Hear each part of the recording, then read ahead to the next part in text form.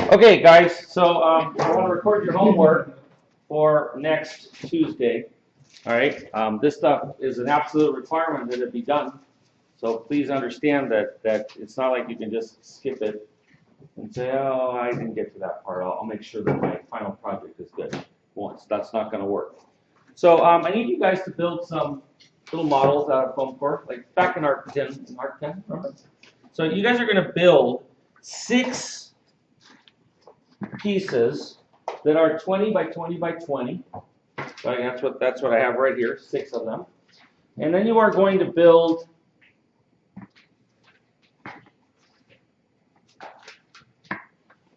six that are 20 by 30 by 20 high. Okay, so 6 and 6 of those. So this is about the right size for the offices. The other ones obviously are 10 foot deeper. Okay, so I want you guys to have those. Then you're going to cut some strips also, and the strips are just going to be strips of foam core, and they're going to be 6 feet high, right? They're going to be the standard foam core, whatever the 3/16 that you're using for that for the width. And the length of them is going to be about 120 feet. All this is at 1/8 inch to a foot. Okay. And then you're going to mock up, right? Using that, but not with a lot of glue, your spacing of the offices and the labs. And so what you're doing is you're making a 3-dimensional mock-up of it. Let me see if I can turn this down so that it sees this. Is that seeing the little cubes on my desk? Yes? Okay, so what you're trying to do is you're trying to create a mock-up where these are 6 feet apart, right? And you're going to use the strips, the 6-foot strips, to space them up so that they're 6 feet up from each other. Okay? So one of the things that I want you guys to be aware of is that it does not make sense to put the strips, which represent beams, let's say, at the front of the blocks. They should probably be placed either at the quarter point or at the 3rd point back from the front. Okay, so we don't want to basically put it right at the front there. We want it to go back about 1/3 of the way. Okay, so you are to bring in both mock-ups. You guys understand that? And the reason I'm having you guys do this is do not use a lot of glue on it. Matter of fact, if you can devise a way where you can stack this stuff up without glue, maybe by putting some little return angles on the beams that are going this way, right? So you can just stack it up like blocks, I'm good with that. Okay, you guys understand that? So we can take it apart. So please make sure that you have that, because I want you guys to start to visualize how the offices and the labs kind of relate to the stuff that's above and below them. I don't think you guys are doing that. Okay? And I think that building this model is going to answer a lot of your questions as to why it is that I'm asking you to only work with the top third, or the front third. Okay? So that's one of the things that I'm asking you to do. The next thing that I'm asking you to do is a rhino model, where you are going to try to figure out an acceptable and artistic way of linking. Where is that pen? Just disappeared. Black marker here. No, it's not a whiteboard marker. Oh, it's right there. Ah, there it is. Thank God it wasn't a snake, it would have bit me. But okay, so you guys all had some sort of, you've got the riverbed here, and you've got some sort of a circular or hexagonal or some sort of arrangement, and then you've got this line. So what I'm asking you guys to do is to figure out a way to integrate the line to the circle. Okay? So I'm asking you to bring together what you laid out for your laboratories with your administrative functions. The obvious connection, right, is one where it points at the center of the radiating pattern. So understand that. Okay?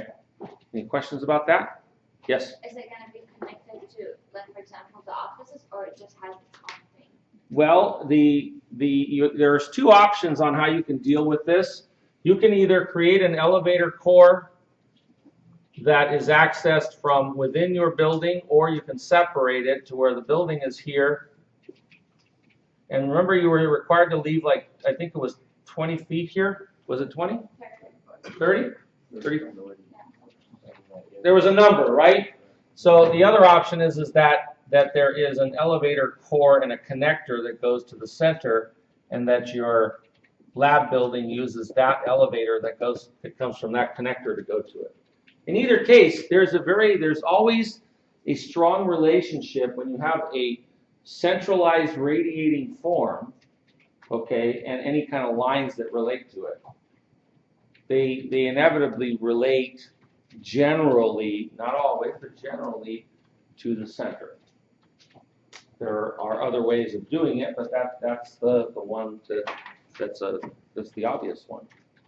Okay, so you guys are to have this sort of completed, and you are to print it out so that the labs and the building fill an 11 by 17, and I want 4 views of it. So from the 4 45-degree angles looking at it. Please understand that my expectation is that this whole thing, as a 3-dimensional bird's eye view, will fill the 11 by 17. It's not going to appear as this little tiny dot with all this space around it. That clear? All right.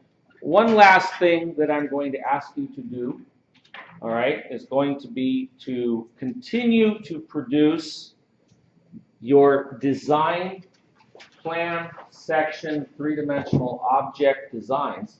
I would like to see 4 different designs for the labs and 4 different designs for the offices. For each one, there should be a 3-dimensional view and a plan and a section. The plan should show things like wall thickness, floor thickness. I've already delineated that we're going to do the floors at a foot thick and the walls at 6 inches thick approximately. All right, just so that there's a differentiation between the two. Is that clear? Don't forget, you have a bathroom that goes inside of one of those things, and you have a potential of a mezzanine that's inside of them. Or there is a mezzanine in the office for sure. You are to use line weights to communicate in your drawings. You can do that very simply by either by having a sharp pencil and a blunt pencil. Okay? Blunt pencil for fat lines, fine pencil for thin lines. You are to show dashed lines for things that are overhead. You are to show thick, heavy lines for anything that is in the cutting plane, and you are to use thin lines for things that are below the cutting plane. Design 1/arch121 topics. All right, any questions? Please check Canvas at some point during the next few days. I'm going to endeavor to upload some photos, or not photos, some images for you that I want you to kind of be thinking about as you are working on your designs. Okay? All right, see you guys all on Tuesday. Yes, oh, there's a question. For the connection towards the bridge to the center, do you recommend us putting directly towards the center or on the side of the center? That's kind of part of the radiating pattern. Say that again, Alex. Would you rather put the bridge directly on the center of the demonstrating garden? Do you want to sketch? Yes. Would that help? Yes. I'm gonna start encouraging you all to sketch. I want you to do it right here. Let me make the camera see. Is the camera watching, Alex? Yes. All right. I'm gonna turn the microphone around so it can hear Alex. This is a demonstration garden, and you want. Oh, a demonstration garden? No, not demonstration garden. That's the administration building. Yeah, the courtyard.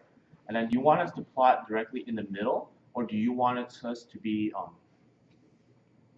directly on the side with the radiating pattern as a structure outside? I'll refer to the sketches that I did, Okay. which are not as neat as yours. They can be in the center or inside of the edge, or they can be radiating out but outside of the circle in that setback. Okay. So it's your choice. There are different options there. Okay? All right, other questions? Okay, I'll see you all on Tuesday. And stop the video. Saturday. Saturday, I'll see you all Saturday.